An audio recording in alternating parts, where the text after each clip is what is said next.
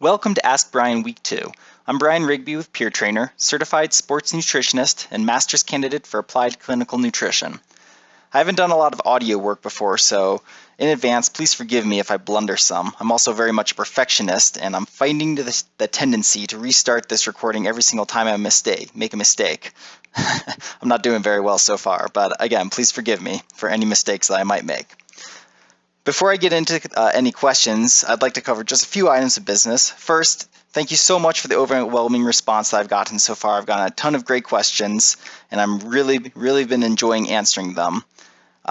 Second, I am trying out these audio responses. I'm hoping that they will be more understandable. Of course, if I keep making a lot of mistakes, they might be much less understandable. Hopefully that will get better as I keep doing this, though. I'm going to keep the text answers, but I'm going to change them into mostly a bullet point form, really just the highlights, and if people are interested in the details of my answers, then that's what this audio is for. But I really want those text answers there just so that people can get a really fast answer for any questions that they might have that I've answered.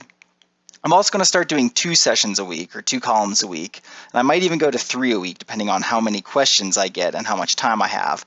From the amount of questions I've gotten, it's become clear that if I don't start doing more columns every week, that people are going to be waiting months for their answers, and I definitely don't want people waiting for too long to get their answers. So next week, I will do a column on Wednesday and also another column on Friday. And if in the future I do move to 3 days a week, it'll be Monday, Wednesday, Friday. So make sure that you bookmark Peer Trainer University and check on every Wednesday and Friday. Now, I'd like to launch into the first question. Question 1 comes from a user who calls themselves JKLMTL. He or she writes, I am a lacto-ovo vegan, but I'm trying to go more towards fully vegan. I'm really struggling to find filling meals for my dinners. I have been trying to eat more quinoa and brown rice, but I'm still not getting the satisfaction from it. I am also finding that I need simple carbs like bread and crackers to keep my system regular. I have tried replacing these foods with rice cakes, but have ended up with very upset stomachs and low energy despite the protein shakes and greens. Any advice on what I should be eating to fill the protein and carb needs? Well, JKLMTL, I have one really great food that will fill both the carb and the protein categories, and that's beans, lentils, or other legumes. Beans and lentils and other legumes are a great source of protein, first of all. And they're also a great source of slow digesting complex carbohydrates that will keep you stocked with energy for a few hours at a time.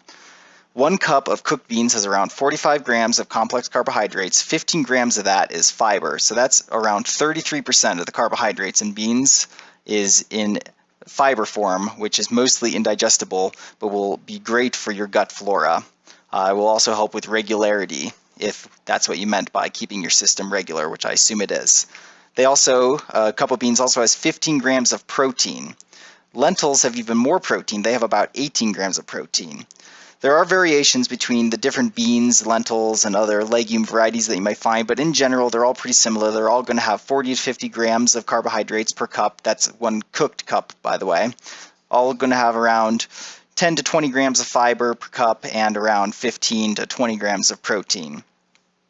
Another great thing about legumes, especially for those who are vegetarian or vegan, is that they are an excellent source of iron. 1 cup has 25 to 35% of the daily value for iron, and iron is one of those harder nutrients to get for vegans and vegetarians since they don't eat meat, and meat is typically the primary source of iron in somebody's diet. One suggestion I would have if you're going to incorporate beans and legumes into your diet is invest in a pressure cooker. Pressure cookers are useful for 2 reasons. First, they cook the beans at a much higher temperature, and they therefore destroy more of a compound that beans contain called phytic acid. Phytic acid is a compound which binds the minerals, including iron and calcium, in the beans, and makes these minerals impossible to absorb. And since these minerals are harder to get from a vegan-vegetarian diet, it's really worth the investment in a pressure cooker just so that you can maximize your absorption of minerals. Secondly, pressure cookers just make cooking beans very, very simple. You don't need to soak them. You don't need to prepare to have beans a day in advance. They just make them really easy and really fast to prepare. Generally, from when you begin to when you end, it takes less than an hour of cooking time. And as we all know, the simpler something is, the more likely you are to do it, and beans are one of those things that I would recommend that everybody, whether you are vegan or not, incorporate into your diet. Question 2 comes from Taters. Taters writes, "Welcome aboard, Brian.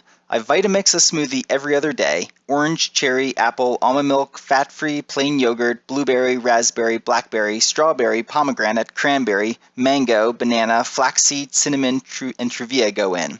It makes about 16 cups.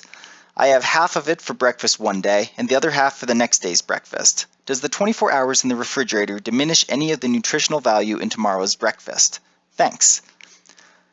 First, that sounds like a phytonutrient powerhouse. Sounds delicious. And the quick answer to the question is that no, that there will be no significant difference in the nutritional value between it today and tomorrow. There may be some very small, very inconsequential breakdown of certain nutrients, but in general, it's really not going to be anything that would register, and probably even less since they're in the refrigerator than if you had just used fresh fruit that was one day older. Again, the refrigeration will really keep it fresh. So don't worry, your breakfast will be just as healthy tomorrow as it was on the first day. Question 3 comes from Nancy. Nancy actually asked 2 questions, but I'm only going to answer the first one this week, so sorry Nancy, I'll be sure to get to your other questions soon though. Nancy's question is it possible to eat too many calories in veggies? I am a creature of counting calories, am number-oriented, and am concerned that not staying within a caloric budget will bring a negative result. So first we should differentiate between different types of vegetables. For starchy vegetables like sweet potatoes and turnips, then yes, it would be possible to overeat those. Even still, compared to most processed foods, you're probably going to fill up much faster on these starchy vegetables.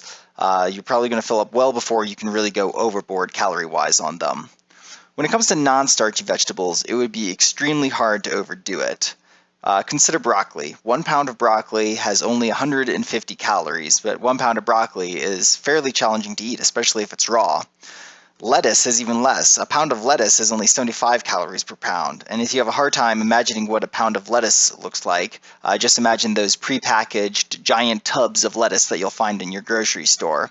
Those are 1 pound. So imagine eating an entire 1 pound tub of lettuce, and that will only give you 75 calories total. A pound of cabbage is only 110 calories. All of these vegetables are extremely filling, and you're going to find it quite hard to eat enough of them to really make a caloric difference. If you are concerned about calories, then my suggestion would be to eat your vegetables first. Studies show that people who start their meals with vegetables eat considerably less calories during those meals than people who finish those same meals with vegetables. So this is how I always eat my meals. I always start with the vegetables, although I should say I also usually finish my meals with vegetables as too, because whatever vegetables are left over after everyone's done eating, I'll usually scrape onto my plate to eat.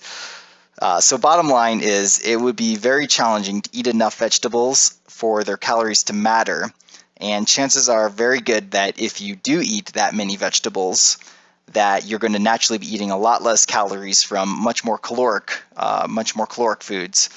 You're going to naturally cut down on those, and therefore eat a lot less calories in the end. That's all the questions for this week. Thank you to everyone who submitted a question. Sorry it ran a little long. I'm going to try to keep these podcasts under 6 minutes in the future. I know that time is precious and that it can be hard to find the time to listen to things like this. So sorry. If anybody listening in has any questions, then I'd love to hear them. Please send them to me. To do this, just go to university.peertrainer.com/ask-Brian. That's university.peertrainer.com/ask-Brian. Thanks again, and I look forward to answering more questions this coming Wednesday.